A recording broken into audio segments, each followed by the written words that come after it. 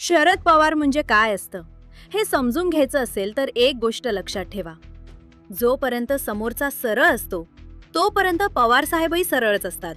पण जर कुणी वाकड्यात गेलं तर त्याला राजकारणातून बाजूला काढायला त्यांना वेळ लागत नाही. 10 ते 12 वर्षांपूर्वीची घटना आठवा. साहेबांच्या गालावर हात उगारणारा माणूस त्यानंतर राजकारणात कुठे दिसला? म्हणूनच प्रश्न पडतो, जर अजित पवारांवर राजकीय घाव घालणारे लोक असतील तर त्यांचं पुढे काय होईल? अजित पवार वेगळे झाल्यानंतर अनेकांना वाटलं आता राष्ट्रवादी संपली. पुतण्या गेला, काका थकले. रोहित पवार अजून तरुण आहेत, योगेंद्र पवार अजून अनुभवाने कच्चे आहेत. पण एक गोष्ट स्पष्ट लिहून ठेवा, हे सगळं फक्त लोकांचा अंदाज आहेत. कारण शरद पवारांच्या मनात नेमकं काय सुरू आहे हे ब्रह्मदेवाला सुद्धा सांगता येणार नाही. राजकारणातलं न सुटणारं गणित म्हणजेच शरद पवार. आणि म्हणूनच ते विरोधकांना सांगतात, तुम्ही म्हणता आमच्याकडे लढायला कुणी नाही. अहो, आमच्याकडे पैलवान आहेत आणि भारी पैलवान आहेत. काल एका तालमीत होते, आज दुसऱ्या तालमीत दिसतात. तेल लावून कुस्तीला तयार असतात. पण मी त्यांना एकच सांगितलं, अरे बालका, कुस्ती खेळायची असेल तर ताकद असावी लागते. ज्याच्यात कुवत नाही त्यांनी कुस्तीची गोष्ट करू नये. आणि कुणाला सांगताय तुम्ही? मी स्वतः महाराष्ट्र राज्य कुस्ती परिषदेचा अध्यक्ष आहे.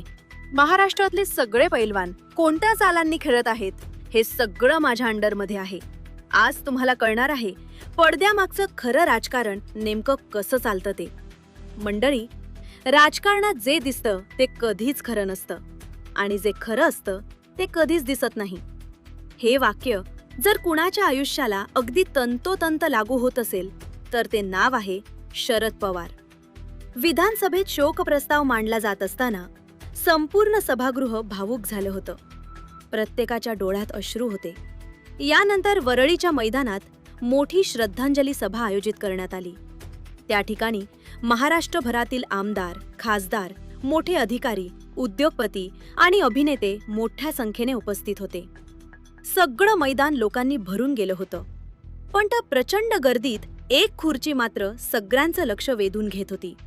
कारण ती खुर्ची रिकामी होती आणि ती खुर्ची होती शरद पवारांची. एक गोष्ट लक्षात ठेवा, ज्या ठिकाणी शरद पवार असणं अत्यावश्यक असतं त्याच ठिकाणी त्यांचं नसणं ही अनेकदा राजकीय भूकंपाची पूर्वसूचना ठरते. सध्या पवार साहेबांची तब्येत ठीक नसल्यामुळे ते रुग्णालयात उपचार घेत आहेत, हे संपूर्ण देशाला ठाऊक आहे. परंतु तिथेही त्यांच्या मनात नेमकं काय सुरू आहे हे सांगणं कुणालाही सोपं नाही.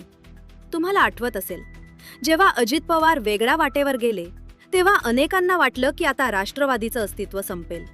लोक म्हणू लागले, पुतण्या गेला, काका थकले. रोहित पवार अजून तरुण आहेत, योगेंद्र पवार अजून अनुभवाने कच्चे आहेत. पण एक गोष्ट स्पष्ट लिहून ठेवा, हे सगळं केवळ लोकांचं आकलन आहे. काही जणांना वाटलं असेल की आता हीच वेळ आहे पक्षावर ताबा मिळवण्याची. पण त्यांना कदाचित हे समजलं नाही की राष्ट्रवादी जरी वरून वेगवेगळ्या चेहऱ्यांनी चालताना दिसत असली तरी त्या सगळ्या मागे उभा असलेला प्रभावी हात आजही शरद पवारांचाच आहे.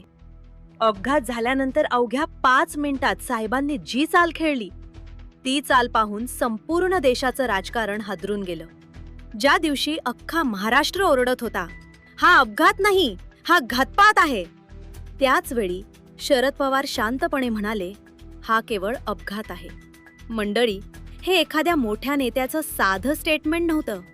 ही तर पुढे येणाऱ्या प्रचंड वादळापूर्वीची स्मशान शांतता होती. आज साहेब रुग्णालयात असले तरी एक गोष्ट लक्षात ठेवा, त्यांचे मोहरे गल्लीपासून ते दिल्लीपर्यंत पसरलेले आहेत. गुप्तपणे माहिती गोळा करण्याचं काम सुरू आहे आणि कुठे काय हालचाल सुरू आहे याची रेकी सुरू आहे. पवारांनी असा कोणता राव टाकला की सत्ताधाऱ्यांचे धाबे दणाणून गेले? कारण 2 कावळे घासावर टपलेले आहेत हे पवारांना आधीच कळलं होतं. मंडळी, दुसरी एक महत्वाची गोष्ट म्हणजे पुढे पुढे अजित पवारांपासून ते रोहित पवारांपर्यंत पक्षाचं हस्तांतरण होईल असं अनेकांना वाटत होतं. पवारांनंतर पक्षाचं विलिनीकरण होईल आणि दादा हळूहळू रोहितला राजकारणाचा डाव शिकवतील, त्याला तयार करतील आणि मग राष्ट्रवादीची गाडी सुरळीत चालू राहील. पण एका क्षणात ही सगळी स्वप्न राखरांगोळी झाली. हे सगळं पाहून पवार साहेब आतून प्रचंड तुटले, पण त्यांच्या खंबीरपणात मात्र कधीच तडा गेला नाही. आज उभा महाराष्ट्र ओरडतो आहे, हा घातपात आहे. तरीही पवार म्हणतात, हा अपघात आहे. मंडळी, पवारांनी हे वाक्य का म्हटलं? कारण त्यांना विरोधकांचे खेळ आधीच समजले होते. विरोधकांना गाफील ठेवण्यासाठी आणि घातपाताच्या तपासापर्यंत गुप्तपणे पोहोचण्यासाठी. ही होती पवारांनी टाकलेली एक जबरदस्त गुगली. ही गुगली गेल्या महिनाभरात कुणालाच समजली नाही. पवारांनी ते स्टेटमेंट केलं. यानंतर सुप्रिया सुळे दिल्लीमध्ये सक्रिय झाल्या. आणि पवार साहेब कुठे? तर रुग्णालयात.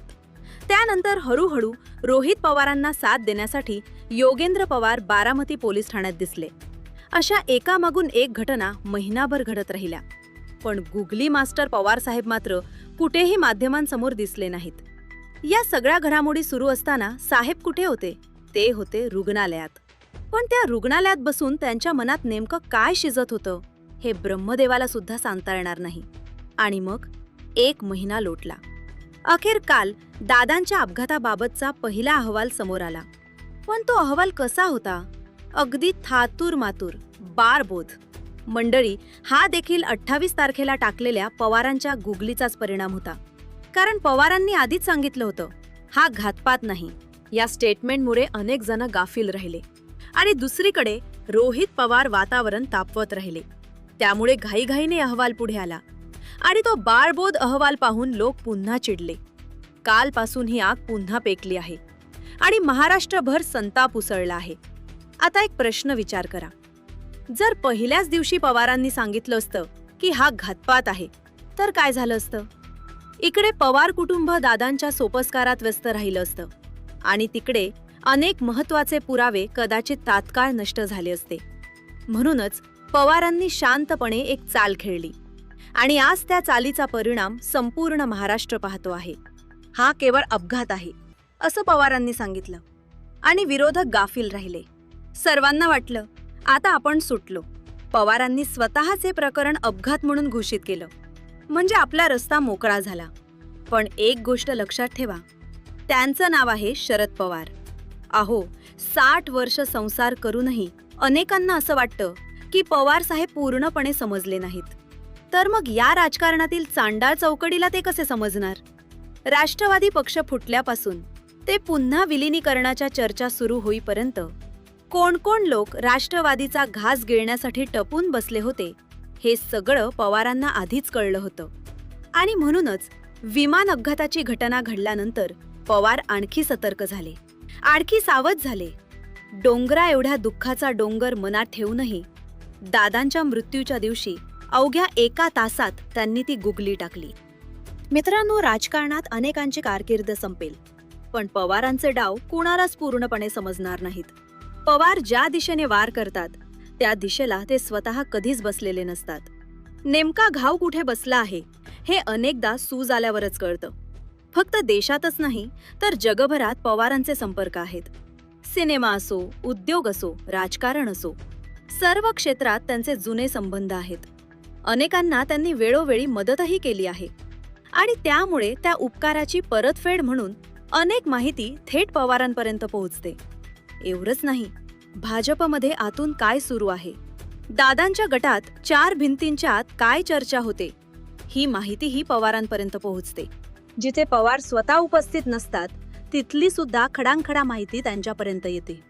ती माहिती त्यांना नेमकी कोण पुरवतं हे आजही एक मोठं रहस्य आहे. म्हणूनच विरोधकांना गाफील ठेवून योग्य वेळी चाल खेळणं हा पवारांचा हातखंड आहे. म्हणूनच अजितदादांचा अपघात की घातपात याच्या मुळापर्यंत पवारसाहेब अगदी गुप्तपणे पोहोचतील ही दगडावरची रेष आहे. सुनेत्रा, पवारांनी कोणती पावलं उचलायची? जय आणि पार्थ पवारांनी कोणत्या वेळी काय भूमिका घ्यायची?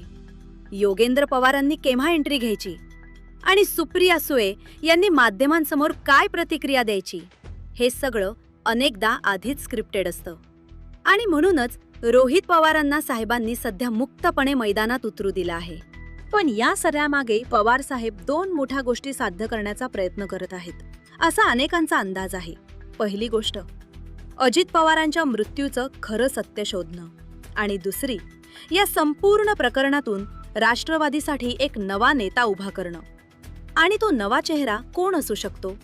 अनेकांच्या मते तो चेहरा म्हणजे रोहित पवार.